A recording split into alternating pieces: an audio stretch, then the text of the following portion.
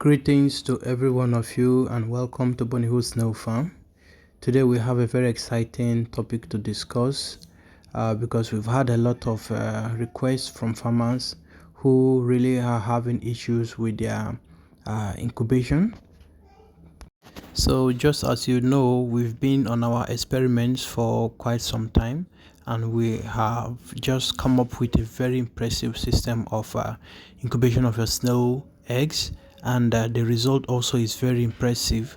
And in this video I'll be talking about how you can properly incubate your snail eggs without having to bother about studying the moisture of the soil frequently, without having to bother about placing plantain leaves on the soil or not, looking at the texture of the soil and all those factors that actually determine the success in snail egg incubation. So most of those issues have been taken away and you can now easily, very easily, even as an amateur, you don't need to be a professional to now incubate your eggs if you use this system we're going to teach you in this video. Initially, many snail farmers are faced with the following challenges, and these are some of the factors that determine a successful snail egg incubation.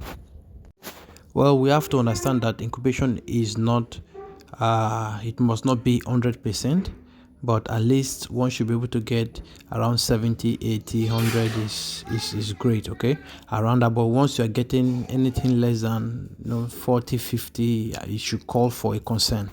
So these are system from the experiments we've had. We usually have very high rate of hatching. So some of the major challenges or some of the factors that mitigate against proper snail egg hatching is that most farmers have the issue of choosing the right soil. Okay, well, that is a major issue, and until you get this right, you may not be able to get a good rate of hatching.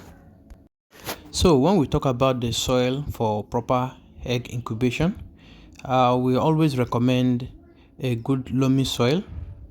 Loamy soil is very fine, but personally I recommend a loamy soil with a little bit of mixture of sand. So sandy loamy or loamy sandy, whichever we call it, but there should be more of loamy with a little sandy on it.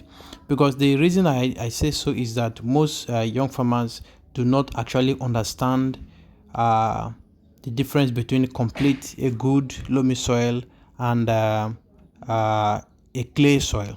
So most of the time they get a clay soil and incubate their eggs. Well, plus or minus, if you have a clay soil that has a very low rate of loamy soil, if you can have some sand to it, it has the ability, and mix it properly, it has the ability to help in your incubation processes greatly.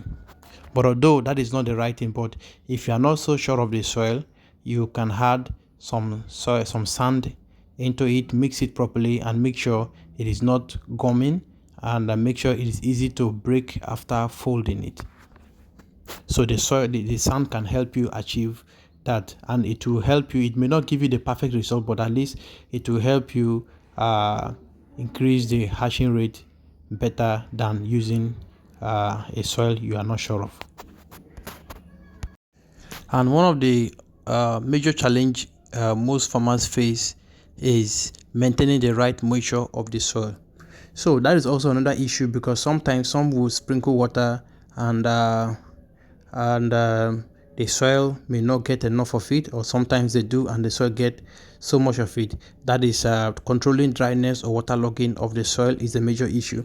So in this snail egg hatching method, I've actually taken care of that, and what we needed was just the moisture and no direct water getting into the incubation processes. So there will not be waterlogging, and the moisture that will be controlled in the system will help in the proper moisture of the soil for incubation, and this can give you a very good result in incubation processes. So sit back and get ready for this impressive and but simple way to incubate your snail eggs. So let's go. So if you already have your eggs incubated and you want to transfer them, get a plate, a flat plate or any kind of plate is fine, as long as you won't bury your eggs so deep. So you put some soil as normally on the base, just as you saw me do on this video, and then you transfer your eggs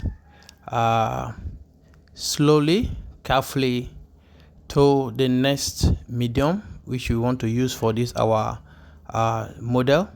So after carefully assessing the soil and ensuring that the moisture of the soil is perfectly okay, so those are factors you have to consider before you start to put your eggs. It's very important. The soil is very important also.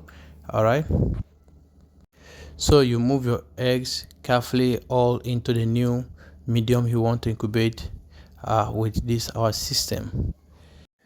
So after moving your eggs, just ensure that there are no eggs left in the old medium, so that you don't end up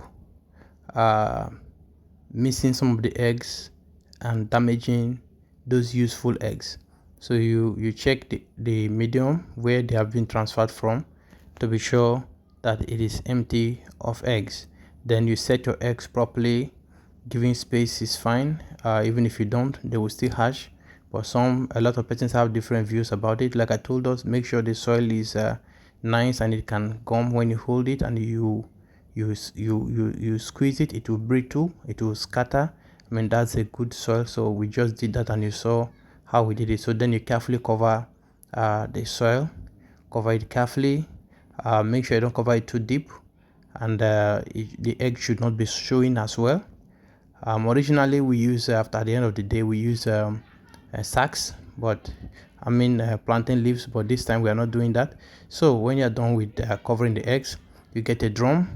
Okay, you get a drum or you get a bucket that has a cover. Make sure there is a hole, just like a saying, where excess water can flow out. Then you get your water, you sprinkle, you make sure you wet the inside of the container of the drum you're using. Here we are using 8-liter drum, so that we can have a lot of eggs all at a time. But in this experiment we will not be using much, so just to show you this, so we just do the basic we want you to see. So after that, you record the date of hatching, date of expected date of receiving eggs, and the number of eggs incubated. And then after that, you place the plate of eggs inside the drum or the bucket or whatever you're using, and you sprinkle just light water on it, and then possibly slip little on the cover as well. And then you can cover this drum as simple as this. So that drum is closed pending monitoring. So what actually happened is that the moisture that is retained in that drum is what the soil feeds on. Okay, so the moisture on the drum, that water you sprinkle, is what the soil feeds on. So the soil will pick just what it wants for that purpose. So in this way you will never experience water logging, and you will never experience soil dry out. No, it does not happen, and we've not had it.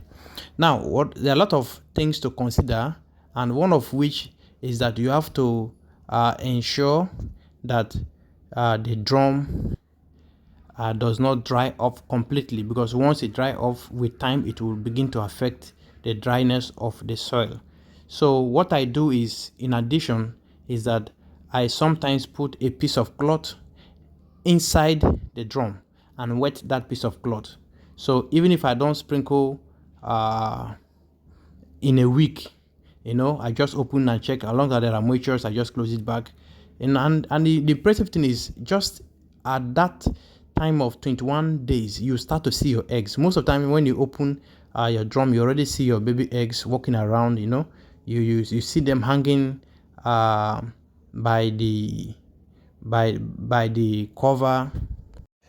So all you do is just pick those baby snails that are walking around, and then you look at the dates and the plates that are due, you check those plates, and that's cool. So you see that you don't have to struggle checking soil, checking this, checking that, sprinkling this, sprinkling that. I mean, it is that easy and so interesting.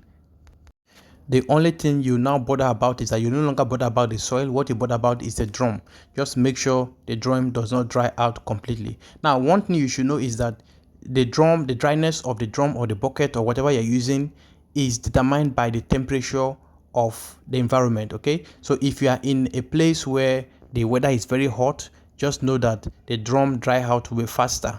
And make sure that the drum is not kept under sun. No sun should touch the drum, so drum should be kept in a cool place. All right, so if there is no much heat, like the first set of experiments we did, we sprinkled just once, and that once the moisture of the drum was there all throughout the 21 days, and we checked and we started taking out our baby. So it was, so one can just sprinkle water and then be relaxed and feel free, and whenever you come back you just pick your head, look at the data and get it. So it is very easy, and I believe that most of you is going to get up to this and get the same results we are having in this system.